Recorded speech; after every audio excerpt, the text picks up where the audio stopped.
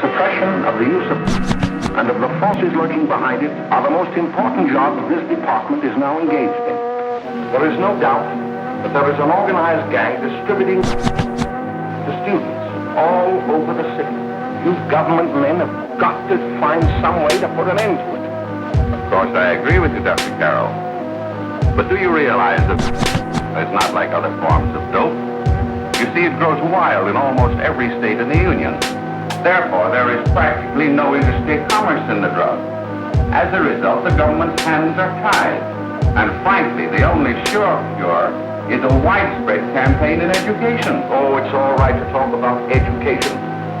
But we educators can't do anything until the public is sufficiently aroused.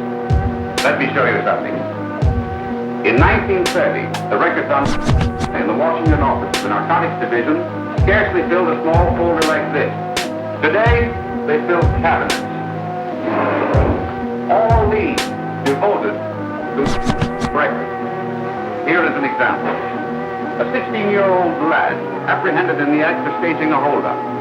16 years old and a addict. Here is a most tragic case. Yes, I remember. Just a young boy.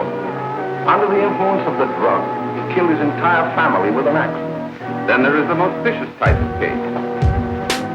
Here, in Michigan, a young girl, 17 years old, a reefer smoker, taken in a raid in the company with 5 young men. Here is a particularly flagrant case. Yes, I remember. The newspapers made quite a play of it.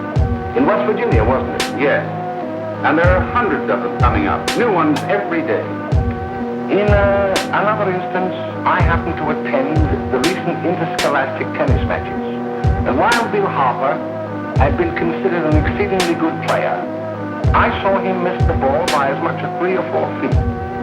This, I understand, could be attributed to the use of... It causes errors in time and space. Yes, I recall distinctly a few weeks ago.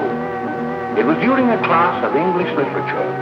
There was a serious discussion of Shakespeare's Romeo and Juliet, when he suddenly burst into an uncontrollable fit of hysterical laughter.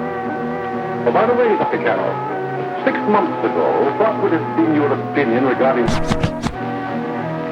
The weed is scourge, is frightful